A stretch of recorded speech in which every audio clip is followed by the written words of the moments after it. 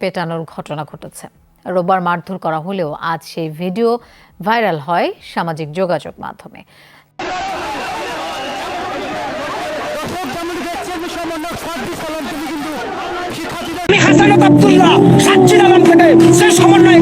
আপনাদেরকে বলবো, আপনারা বিশ্ববিদ্যালয়ের ছাত্র, মনে রাখবেন অতিরঞ্জিত কোনো কিছু ভালো না।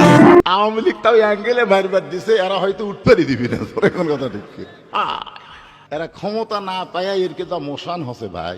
এরা ক্ষমতা পেলে কি যে করবি। এই সরকার দরকার নাই। আরে গিয়ে ব্যাংকে চাকরি করতে কো, এই গ্রাম ব্যাংকে চাকরি করতে গিয়া যে গ্রাম ব্যাংকে আসলে চাকরি করছে না, ওই গ্রাম ব্যাংকে গিয়ে চাকরি করতে কো, সুদের ব্যবসা করতে কো। আমরা দুঃখিত, কাছে করজোড়ে ক্ষমা চাচ্ছি। আমরা পাঁচজন মিলে ওয়াদা করছি, আমরা দুঃখিত বললাম তো, আমরা দুঃখিত, আমাদেরকে ক্ষমা করেন। ক্ষমা চাচ্ছি, আমাদের ব্যর্থতা আছে, ভুল আছে, কিন্তু প্লিজ একটু বোঝার চেষ্টা করেন। আমাদের ভুল হয়েছে, প্লিজ একটু বোঝার চেষ্টা করেন। ডক্টর ইউনূসকে আমরা কামু, এক কথাই শেষ। আচ্ছা, আমরা এরকম ছাত্র প্রতিষ্ঠা চাই না, যে ছাত্র প্রতিষ্ঠায় এই দেশটাকে লুটটা আমরা চাই না। আপনি দুইজন ছাত্রের উপদেষ্টা বানাই দিয়ে তারা একজন আন্দাজে মানে আনটাটকায় সরার দুধ দানি এখনো গাঁদা খাচ্ছে বসে বসে। এটা গাঁদা খাওয়ার মতন কথা যে এরাই দেশ ঠিক করে দেবে না। বেশিরভাগ এই যে সার্জিস আলম, হাসান আব্দুল্লাহ, মানে এরাই কিন্তু এই ব্যাপারে বেশি জড়াইছে, ঠিক আছে। এরাই দিন শেষে ক্রিমিনাল, মানে ঠান্ডা মাথার খুনি মানে উপরে সৌদি আরব, ভিতরে আমেরিকা, বুঝছেন। এই জিনিসটা মানুষ আগে বুঝতে হারে নেই যে আসলে ওরা কি, পরে আমরা বুঝি আসলে ওরা চাই কি আর করতে চাই কি, ঠিক আছে। দেশ তো শুধু ছাত্রের না, শুধু ছাত্রেরাই দেশে বসবাস করে না, আমরাও বসবাস করি। স্বাধীন করেছি, সংস্কারও করবো। স্বাধীন একবারই হয়েছে, স্বাধীন কাদের সাথে হইতে পারে। আইন উপদেষ্টাকে বলতে চাই, আসিফ সোনা, তোমার ঘুমটা একটু ভাঙাও। ভালোবাসা দিয়া তুমি ফ্যাসিস্ট লীগকে মানুষ করতে পারবা না। দেশের কথা আমরা এখনো চিন্তা করছি না, পূর্বেও করিনি, ভবিষ্যতেও করব না। সমন্বয়ক সার্জিস আলম ও হাসনাত আব্দুল্লাহ জনগণের হাতে গণধোলাই খেয়েছে এমন একটি নিউজ বর্তমান বাংলাদেশের সোশ্যাল মিডিয়াতে ভাইরাল হয়ে ছড়িয়ে পড়ছে। তো বন্ধুরা, এটা কতটুকু সত্য নাকি গুজব তা নিয়ে থাকতেছে আজকের ভিডিওতে বিস্তারিত। সেই সাথে আজকের ভিডিওতে দেখানো হবে জনগণ কিন্তু এইবার অলরেডি ডক্টর ইউনূসকে হুঁশিয়ারি সতর্ক বার্তা দিয়েছেন। বন্ধুরা চলুন, ভিডিওতে বেশি কথা বাড়াবো না, সরাসরি আজকে আমরা মূল ভিডিওতে চলে যাব। ইউনূস পারবে একটা জিনিস, কয় টাকা উনি লোন দিলে কয় টাকা ওনার বেনিফিট আইবে, এইটা ইউনূস সুন্দর করে পারবে। শোনেন, ইউনূস রাজনৈতিক ব্যক্তিত্ব না, ওনারে সবাই আপনার সাপোর্ট করবে। কোথায় এরকম উন্নয়নমূলক কর্মকাণ্ড করবে? একমাত্র আওয়ামী সরকারই পারে। বাংলাদেশ আওয়ামী লীগ ঐতিহ্যবাহী সংগঠন। আমার তো মনে হয় না যে আওয়ামী লীগ ছাড়া নির্বাচন হইলে এটা গ্রহণযোগ্যতা অর্জন।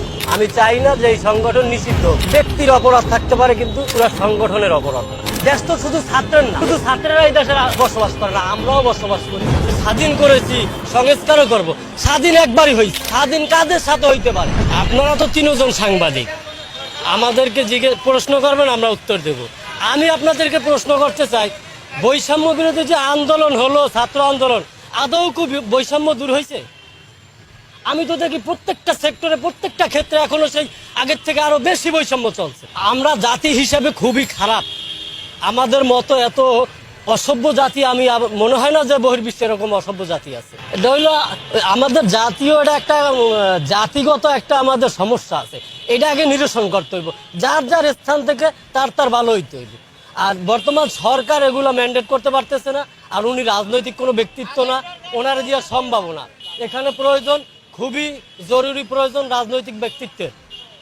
হ্যাঁ, অতি দ্রুত একটা নির্বাচনের দরকার।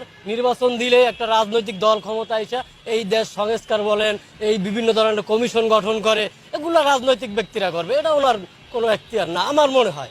আমার ব্যক্তিগত এটাই মন্তব্য, যে আমার মনে হয় না যে। আসসালামু আলাইকুম। পৃথিবীর সবাইকে যে যে প্রান্ত থেকে দেখছেন, যেখান থেকেই দেখছেন, সালাম ও শুভেচ্ছা জানাচ্ছি। আসসালামু আলাইকুম। সো আজকে আমরা উপস্থাপন করব যে কিভাবে ইউনূসের পতন যাত্রা কিন্তু শুরু হয়ে গিয়েছে। ইউনূসের এবং উপদেষ্টাদের এবং সমন্বয়কদের পতন যাত্রা, পতন ঘণ্টা বেজে গেছে। এখন শুধু ওদের পালানের সময়। ওরা কিভাবে পালাবে, কোন পথে পালাবে, কিভাবে সেফ এক্সিট নিবে, এখন শুধু সেটার সময়। ওদের বিদায় ঘণ্টা বেজে গেছে, ওদের পতনের ঘণ্টা বেজে গেছে। সে কিভাবে বেজে গেছে আপনি দেখেন যে প্রথম আপনারা চিন্তা করে দেখুন, যখন 5ই আগস্টের পরে এই ছাত্ররা, এই সমন্বয়করা যখন প্রধান বিচারপতিকে অপসারণ করার জন্য ডাক দিয়েছিল শহীদ মিনারে, তখন তাদের ডাকে হাজার হাজার স্টুডেন্ট গিয়েছিল, গিয়ে ওখান থেকে একটা সন্ত্রাসী কায়দায় সন্ত্রাসী কর্মকাণ্ডের মাধ্যমে প্রধান বিচারপতিকে অপসারণ করে দেয় জোরপূর্বক ভাবে। একই ধারাবাহিকতায় সারা বাংলাদেশে শিক্ষকদেরকে অপমান অপদস্থ করে বিভিন্ন জায়গা থেকে তাদেরকে পদত্যাগ করানো হয়। কিন্তু এর কিছুদিন পরেই বাংলাদেশের ছাত্র জনতা, বিশেষ করে ছাত্ররা যখন বুঝতে পেরেছে যে এই সমন্বয়করা আমাদের সাথে প্রতারণা করেছে, এই সমন্বয়করা আমাদের সাথে প্রতারণা করে একটি রাষ্ট্র ধ্বংস করেছে, একটি দেশ ধ্বংস করেছে, একটি সমাজ ধ্বংস করেছে, তখন এই ছাত্ররা এবং জনতা কেউ তাদের পাশে আর থাকেনি। পরবর্তীতে যেটা হলো যে তারা রাষ্ট্রপতিকে অপসারণ করার জন্য ডাক দিল। তারা যখন রাষ্ট্রপতিকে অপসারণ করার জন্য ডাক দিল, তখন তাদের ডাকে কিন্তু কেউ সাড়া দেয়নি এবং তারা বলেছে যে রাষ্ট্রপতিকে আলটিমেটাম দিয়েছে যে এত ঘন্টার ভিতরে, এই সময়ের ভিতরে রাষ্ট্রপতিকে পদত্যাগ করতে হবে। কিন্তু তাদের এই ডাকে কেউ সাড়া দেয়নি এবং রাষ্ট্রপতিও পদত্যাগ করতে হয়নি বা রাষ্ট্রপতিকে অপসারণ করানো যায়নি। এটা হচ্ছে তাদের প্রথম ব্যর্থতা।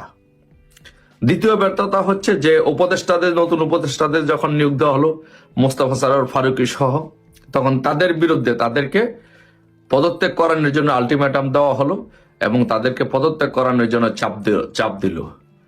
কিন্তু তাদেরকে পদত্যাগ করানোর জন্য যে চাপ দেওয়া হলো, যে আলটিমেটাম দেওয়া হলো, সেই চাপে, সে আলটিমেটামে বাংলাদেশের জনগণ, বাংলাদেশের ছাত্রছাত্রী কেউ তাদের ডাকে সাড়া দেয়নি, উপদেষ্টাদেরও কেউ পদত্যাগ করতে হয়নি। এটা হচ্ছে দ্বিতীয়।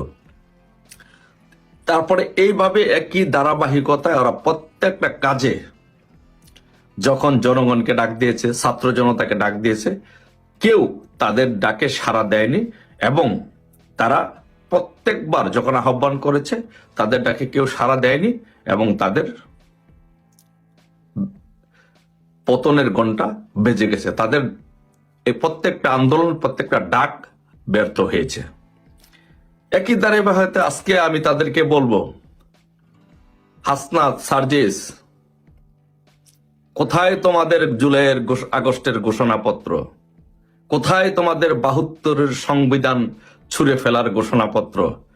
কোথায় তোমাদের ডিক্লারেশন অফ প্রক্লেমেশন যে তোমরা বলেছিলে যে ডিক্লেয়ার করবে, ঘোষণা করবে, কোথায় সেটি? কোথায়? কেউ কেউ তোমাদের ডাকে সাড়া দিয়েছে? তোমরা 72-এর সংবিধান যে ছুঁড়ে ফেলতে চেয়েছিলে, তোমাদের ডাকে কি বাংলাদেশের জনগণ, কোন রাজনৈতিক দল সাড়া দিয়েছে? কেউ সাড়া দেয়নি। তোমাদের ডাকে কেউ সাড়া দেয়নি। তোমরা এদেশের মানুষের কাছে, এদেশের জনগণের কাছে একটি সন্ত্রাসী গোষ্ঠী হিসাবে, একটি জঙ্গি গোষ্ঠী হিসাবে তোমাদের মানুষ, এদেশের মানুষ মনে করে যে তোমরা একটি সন্ত্রাসী গোষ্ঠী, তোমরা একটি জঙ্গি গোষ্ঠী। তোমাদের ডাকে বাংলাদেশের কেউ সাড়া দেয়নি। আজকে তো 15 তারিখ, কোথায়? আজকে 15 তারিখ, কোথায় তোমাদের সেই সংবিধান স্থগিত করার সেই আহ্বান? আজকে তোমরা ডিক্লেয়ার করবা বলছে তোমরা বলেছিলে যে আজকে তোমরা প্রক্লেমেশন ঘোষণা করবা, কোথায়? তোমাদের আজকে সেই ঘোষণাপত্রটি কোথায়? তোমাদের ডাকে তো কেউ সাড়া দেয়নি। আজকে তো তোমরা করতে পারছো না। তোমাদের যদি ন্যূনতম পরিমাণ কোনো লজ্জাবোধ থেকে থাকে, তোমাদের পরিমাণ যদি ন্যূনতম পরিমাণ কোনো আদর্শ থেকে থাকে, তোমাদের যদি ন্যূনতম পরিমাণ কোনো লজ্জা থাকে, তাহলে তোমরা এখনই পদত্যাগ করে এই দেশের জনগণের কাছে ক্ষমা চেয়ে তোমাদের বিদায় নেওয়া উচিত। তোমরা যতবারই ডাক দিয়েছ, যতবারই আলটিমেটাম দিয়েছ, কোনো আলটিমেটামই তোমাদের পূরণ হয়নি। আজকে তোমাদের ঘোষণাপত্র কোথায়? আজকে তো তোমরা ঘোষণাপত্র দিতে পারোনি। 72-এর সংবিধান তোমরা স্থগিত করতে পারোনি। তোমরা নাকে খত দিয়ে এখন এই দেশের দেশ ও জাতির কাছে ক্ষমা চেয়ে তোমাদের পদত্যাগ করা উচিত। উপদেষ্টাদেরকে বলবো, সমন্বয়কদেরকে বলবো, বাট তোমরা তো সেটি করবা না, তোমাদেরকে সেটি করানো হবে। তোমাদেরকে নাকে খত দিয়ে এই ঘোষণাপত্র তোমাদেরকে তোমরা ঘোষণা করা লাগবে না, এই ঘোষণাপত্র তোমাদেরকে আমরা ঘোষণা করাবো। শহীদ মিনার থেকে নাকে খত দিয়ে দিয়ে রাজু ভাস্কর্য আনবো। এইভাবে নাকে খত দিতে দিতে এইভাবে নাক মরাইতে মরাইতে শহীদ মিনার থেকে শুরু করবা, অপরাজয় বাংলার পাদদেশে পর্যন্ত আসবা। তোমাদেরকে সেই ব্যবস্থা করব, বেশি দিন নাই, তোমাদের সময় গণিয়ে আসছে, তোমাদের ডাকে কেউ সাড়া দিবে না। তোমাদের ঘোষণাপত্র, তোমাদের রাষ্ট্রপতি অপসারণ, উপদেষ্টা অপসারণ, হ্যান করেগা তেন করেগা, দিন শেষ।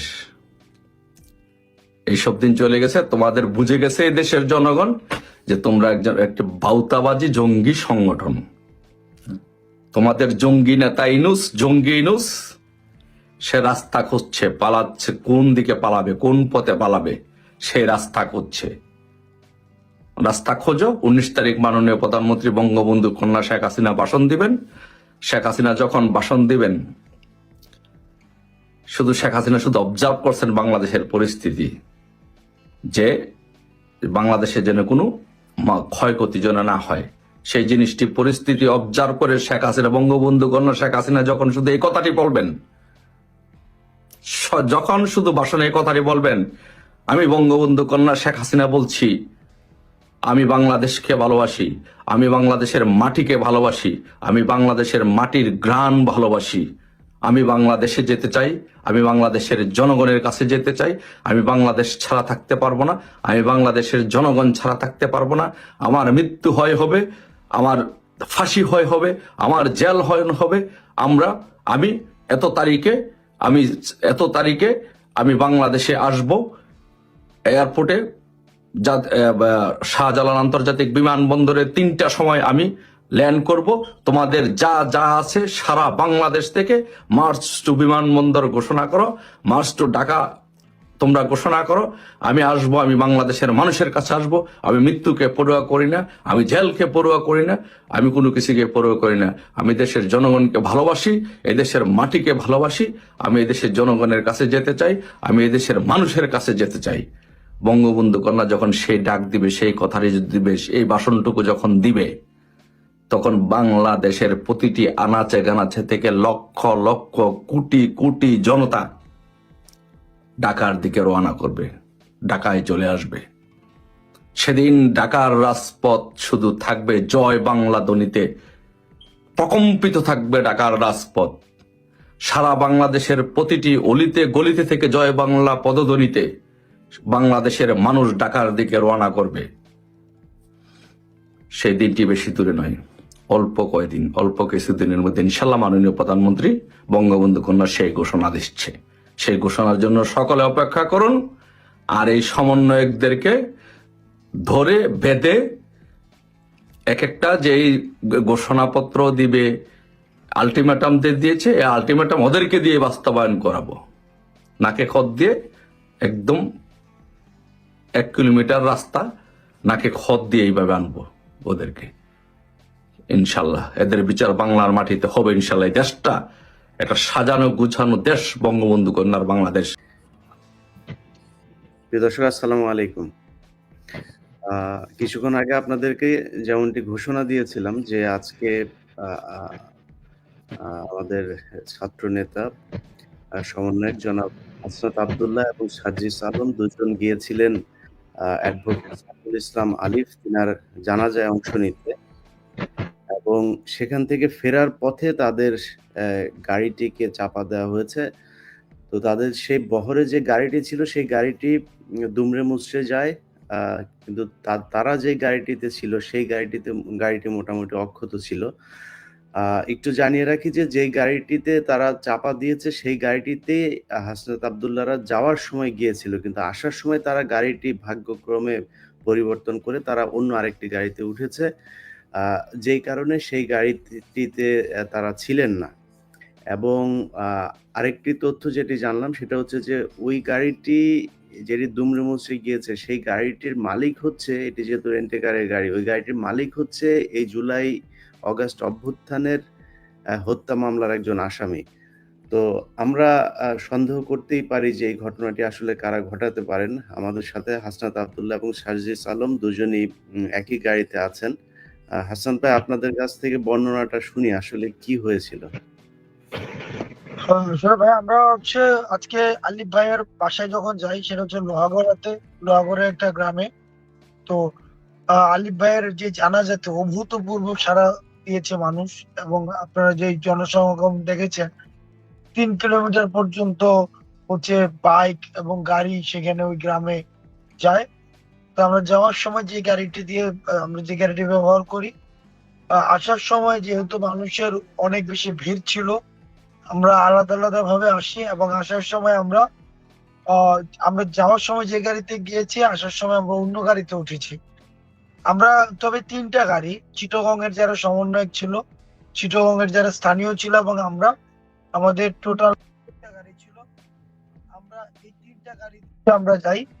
তো আমাদের ইমিডিয়েট সামনে যে গাড়িটা ছিল, ওই সামনের গাড়িটাকে ট্রাক এমন ভাবে সামনে থেকে, যেটা হেড অন যে হেড অন অ্যাক্সিডেন্ট হয়।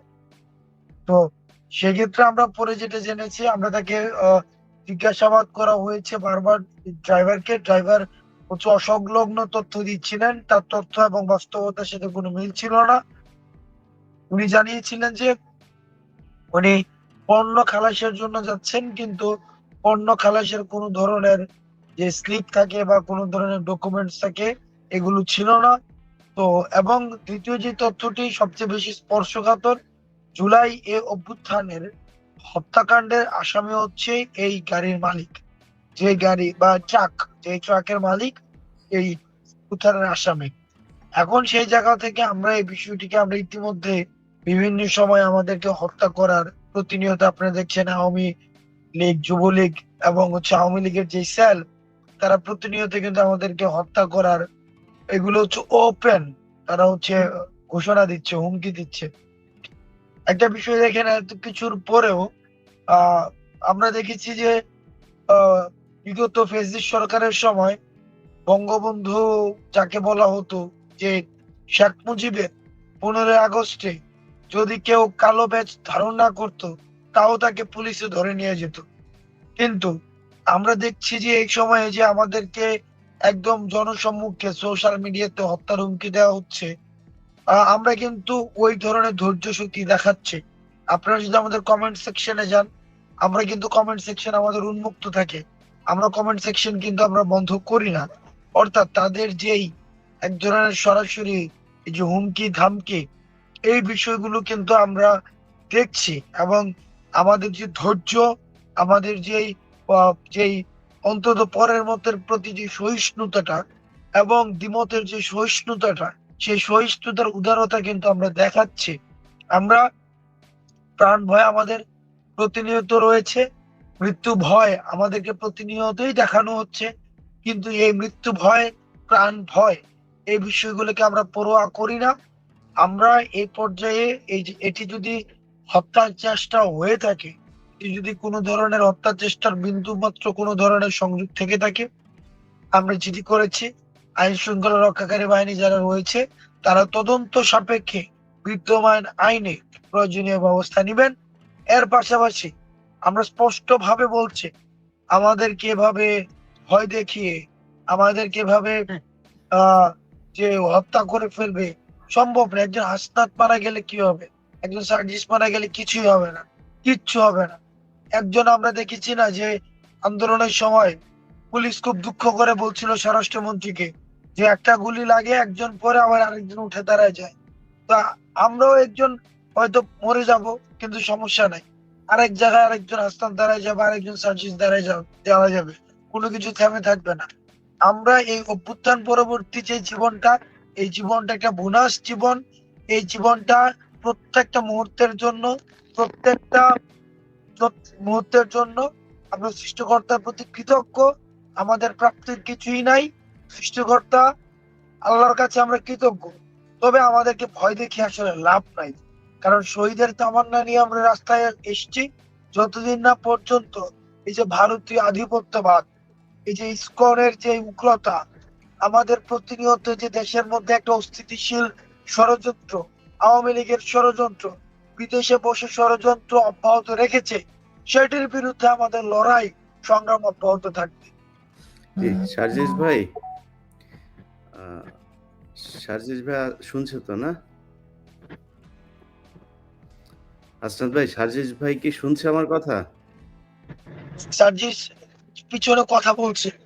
আচ্ছা, সার্জিস ভাই আপনার সাথে আপনাকে একটু শুনি।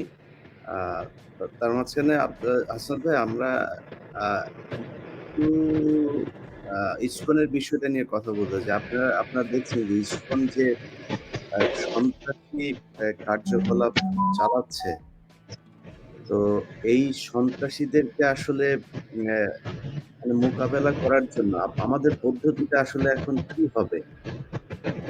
আজিজ ভাই আপনার কাছ দিয়েই শুরু করি, শেষ করি। সেটা হচ্ছে যে ইসকনের পরিস্থিতি আপনারা দেখছেন সারা দেশে তারা কি ধরনের তাণ্ডব চালাচ্ছে। গতকালকে যে কায়দায় একজন মানুষকে জবাই করে হত্যা করা হয়েছে, এরপরেও মানে তাদের ব্যাপারে কি তাদেরকে সন্ত্রাসী সংগঠন হিসেবে চিহ্নিত করা, নিষিদ্ধ করার ব্যাপারে আপনাদের কোনো প্রক্রিয়া আছে কিনা? দেখুন ভাই, আমরা আমাদের জায়গা থেকে একটা জিনিস স্পষ্ট করেই বলেছি, সেটা হচ্ছে যে ধর্ম আমাদেরকে শেখায় যে প্রত্যেক ধর্মের প্রতি শ্রদ্ধাশীল হতে। আমরা আমাদের জায়গা থেকে প্রত্যেক ধর্মের প্রতি শ্রদ্ধাশীল, সে ইসলাম ধর্ম হোক, হিন্দু ধর্ম হোক, খ্রিস্টান ধর্ম হোক, বৌদ্ধ ধর্ম হোক, যেই ধর্ম হোক না কেন।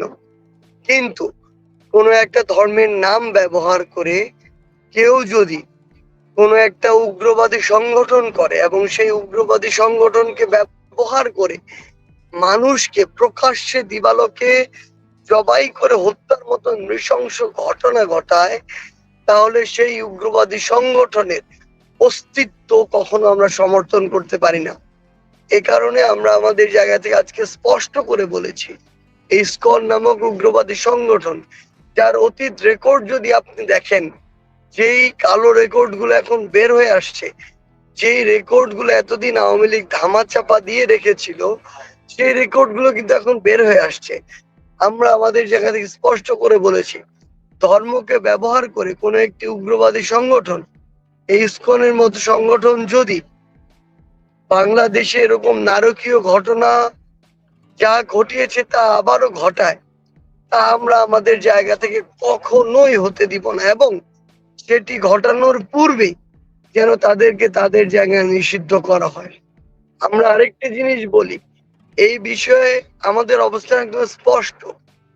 যারা আমাদের সনাতন ধর্মাবলম্বী ভাইরা রয়েছেন, হিন্দু ধর্মের ভাইরা রয়েছেন, তারা আমাদের ভাই। কিন্তু এখানে ইসকন আর হিন্দু ধর্ম এই দুইটাকে যেন এক করে না ফেলা হয়, দুইটা ভিন্ন জিনিস।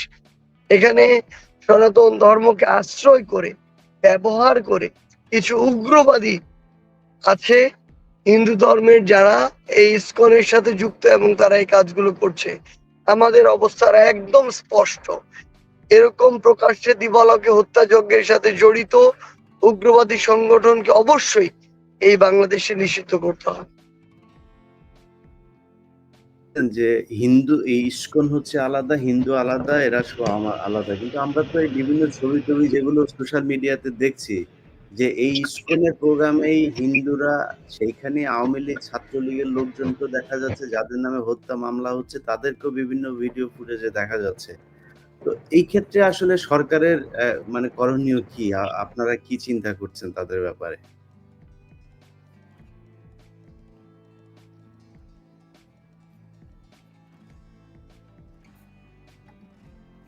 সাজিদ ভাই আপনার ইয়েটা অফ।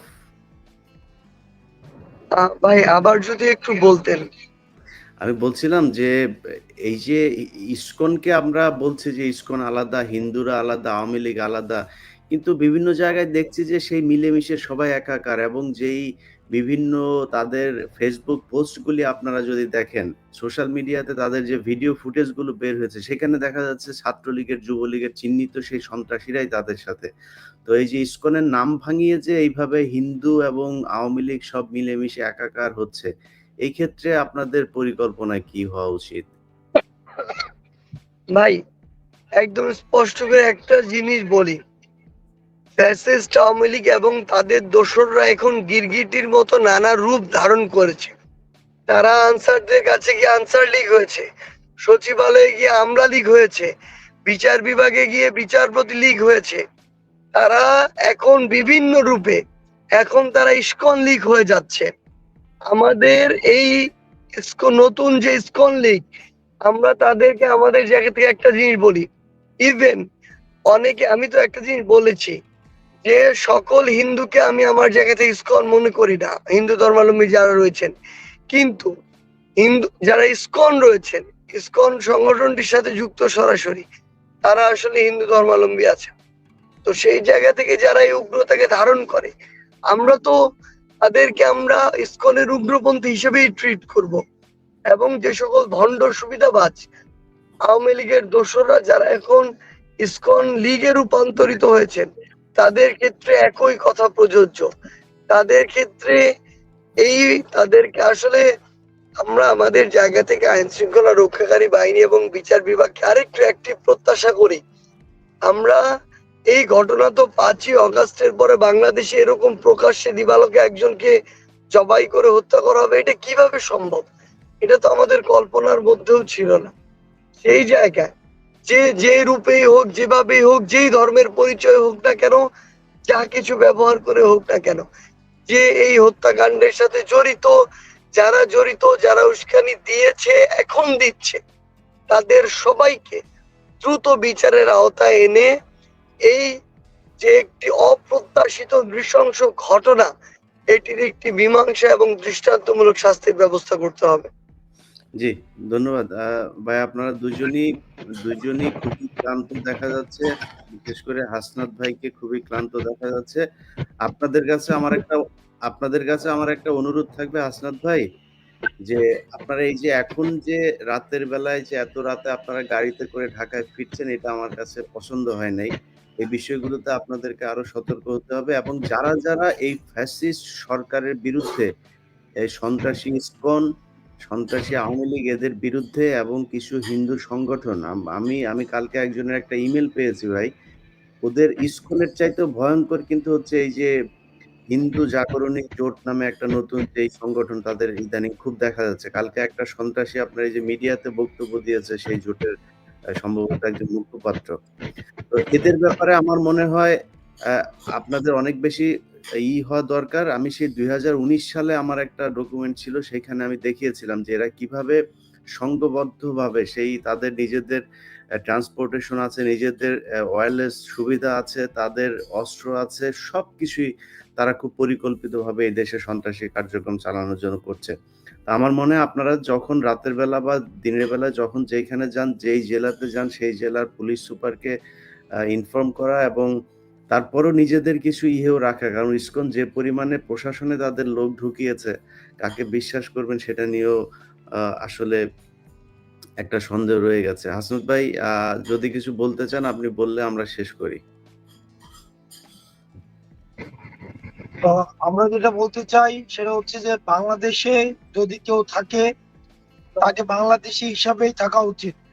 বাহ্যিক ভাবে বাংলাদেশি আর মানসিক ভাবে ভারতীয়, এইভাবে আসলে বাংলাদেশে এক ধরনের দ্বৈত মানসিক অবস্থা নিয়ে থাকা খুবই ডিফিকাল্ট। সেজন্য আমার সনাতন ধর্মের যে ভাইয়েরা রয়েছেন, আমরা সবার ধর্মীয় সম্প্রীতিতে আমাদের পূর্ণ সমর্থন রয়েছে। এখানে একটা বিষয় গুলিয়ে ফেলা হয় যে ইসকন বিরোধিতা মানেই কিন্তু হিন্দু বিরোধিতা নয়। যারা সনাতন ধর্মের রয়েছে, হিন্দু একটা ধর্ম, এটা নিজস্ব কালচার রয়েছে, তাদের নিজস্ব রিচুয়ালস রয়েছে, সবকিছুই সেটা তারা তাদের মতো করে পালন করবে, এবং সেটা পালনের ক্ষেত্রে রাষ্ট্রীয় ব্যবস্থা থেকে তাদের সম্পূর্ণ নিরাপত্তার ব্যবস্থা করবে।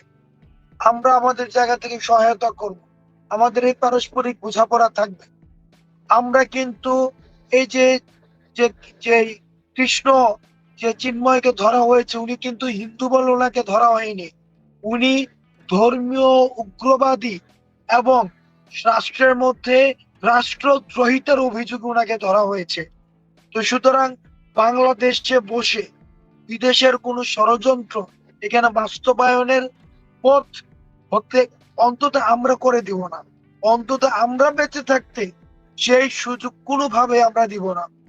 2 নাম্বার বিষয় হচ্ছে যে পার্শ্ববর্তী দেশ যে ভারত, আমরা আমাদের মানে যে ছোটবেলা থেকে আমরা দেখছি যে তাদের সাথে বাংলাদেশের যে সম্পর্ক, এই সম্পর্কটি কিন্তু ন্যায্যতার ভিত্তিতে গড়ে ওঠেনি। এই সম্পর্কটি হয়েছে আপোষের ভিত্তিতে। এই সম্পর্কটি হচ্ছে ঢাকায় ক্ষমতা টিকিয়ে রাখার জন্য দিল্লিকে কিবলা বানিয়ে রাখা হয়েছে। দিল্লিকে সবসময় হচ্ছে এক ধরনের মেরুদণ্ড বর্গা দিয়ে ঢাকার হচ্ছে বঙ্গভবনে ক্ষমতায় দখল করে রাখা হয়েছে। আমরা সেই আমাদের 24 পরবর্তী বাংলাদেশে এই দিল্লিকে ক্যাপলা বানিয়ে বাংলাদেশ শাসন করবে এই সুযোগ আর নেই। সেজন্য আমাদের ভারতের সাথে সম্পর্ক হবে ন্যায্যতার ভিত্তিতে। সেই ন্যায্যতার জায়গা থেকে ভারত যেহেতু খুনি ফ্যাসিস্ট শেখ হাসিনাকে আশ্রয় দিয়েছে, আমরা চাই এবং আমাদের দেশে যে ষড়যন্ত্রগুলো হচ্ছে সেই ষড়যন্ত্র কিন্তু ভারতে বসেই হচ্ছে। সেজন্য ভারতের প্রশাসন, ভারতের ফরেন মিনিস্ট্রির উচিত, এবং আমি মনে করি এই অন্তর্বর্তীকালীন সরকার ভারতের ফরেন মিনিস্ট্রির কাছে জবাবদিহিতা চাওয়া উচিত। কেন তারা এই আওয়ামী লীগ সরকারকে, যে সরকারকে জনগণ সিদ্ধান্ত নিয়েছে যে তারা এই দেশে থাকবে না, এই সরকারকে কেন তারা হচ্ছে সহায়তা করছে, এই বিষয়ে বাংলাদেশের উচিত ফরেন মিনিস্ট্রির হচ্ছে জবাবদিহিতা চাওয়া। তৃতীয় বিষয়, ভারতকে বোঝা উচিত ভারতের যে সম্পর্কটি, এটি হচ্ছে নেশন টু নেশন রিলেশন, অর্থাৎ ভারতের সাথে বাংলাদেশের। কিন্তু আমরা এই বিষয়টি অনুভব করছি ভারত বাংলাদেশের সাথে সম্পর্ক করতে চায় না। ভারত ফেসিবাদের তুষর আওয়ামী লীগের সাথে সম্পর্ক করতে চায়। অর্থাৎ ভারত যদি মনে করে থাকে যে তারা নেশন টু নেশন সম্পর্ক ডেভেলপ না করে, তারা নেশন টু পার্টি সম্পর্ক ডেভেলপ করবে, party to party, nation to party অথবা পার্টি টু পার্টি সম্পর্ক ডেভেলপ করবে, তাহলে এটি এই 24 পরবর্তী বাংলাদেশ অথবা বর্তমান বিশ্ব রাজনৈতিক ব্যবস্থার ক্ষেত্রে এটি একটি ত্রুটিপূর্ণ সিদ্ধান্ত বলে আমি মনে করছি। সেজন্য পৃথিবীর কেউ, আমাদের একটা রিসিপ্রোক্যাল একটা ওয়ার্ল্ডে আমরা বসবাস করি, প্রত্যেকের সহায়তা নিয়ে বসবাস করে, প্রত্যেকের ন্যায্যতার ভিত্তিতে বসবাস করে। সেই জায়গা থেকে আমরা চাই সম্পর্ক গড়ে উঠবে ভারতের জনগণের সাথে বাংলাদেশের জনগণের, ভারতের সরকারের সাথে বাংলাদেশের সরকারের, ভারতের জনগণের সাথে বাংলাদেশের কোনো দলের নয়, ভারতের সরকারের সাথে বাংলাদেশের কোনো দলের নয়। সেই জায়গা থেকে ভারতের সাথে বাংলাদেশের সম্পর্কের যেই হিসাব, সম্পর্কের যে ধরন, সেটি রিভিশনের আমি মনে করি সুযোগ এসছে, সময় এসছে।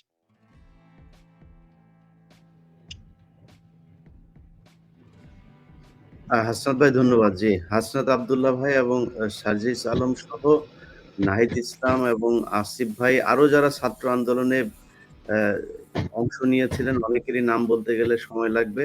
আপনাদের সবার কাছে অনুরোধ থাকবে, ছাত্র আন্দোলনের পর থেকে আমি অনেকের কথা শুনেছি, বিশেষ করে ওই যে হাসানুল হক ইনুকে যেদিন আপনার করা হলো, তার আপনার অন্ডকোষে আপনারা জানেন, এই সরি ওর নাম কি, বিচারক মানিক, তার অন্ডকোষে যেদিন লাথি মারলো একজন, এবং এই লাথিটা যে মেরেছিল সেই ছেলেটা সেদিন পদ্মা সেতুর ওই পারে গিয়ে গাড়ি দুর্ঘটনায় মারা যায়। এরকম বেশ কয়েকজনের কথা শুনেছি যে গাড়ি দুর্ঘটনায় মারা গিয়েছে। অতএব আপনাদের সবার কাছে অনুরোধ থাকবে যে আপনারা একা একা চলাফেরা করবেন না, রাতে চলাফেরা করবেন না।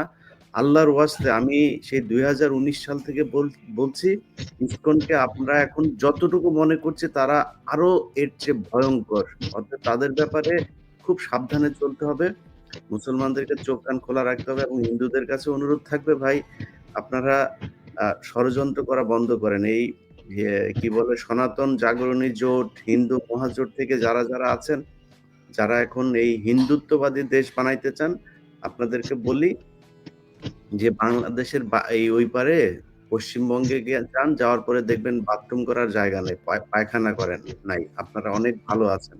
অতএব এই দেশে আপনাদেরকে কেউ ধর্মীয় কারণে করে না, আপনাদেরকে আক্রমণ করে না, মারধর করে না, নির্যাতন করে না। তো আমরা শান্তিতে বসবাস করি। ধন্যবাদ প্রিয় দর্শকবৃন্দ, আমাদের ফুল ভিডিওটি দেখার জন্য আপনাকে জানাই অসংখ্য অসংখ্য ধন্যবাদ। তো বন্ধুরা, এতক্ষণ আপনারা যে ভিডিও ফুটেজগুলো দেখলেন সবকিছুই কিন্তু সোশ্যাল মিডিয়া থেকে সংগ্রহ করা, এখানে আমার নিজস্ব কোনো কথা বলা হয়নি। আর সার্জিস আলম, এই সমন্বয়ক সার্জিস আলম ও হাসনাত আব্দুল্লাহ গণধোলাই খায়নি, এটা ছিল একটা মূলত গুজব। ধন্যবাদ প্রিয় দর্শকবৃন্দ আমাদের ফুল ভিডিওটি দেখার জন্য।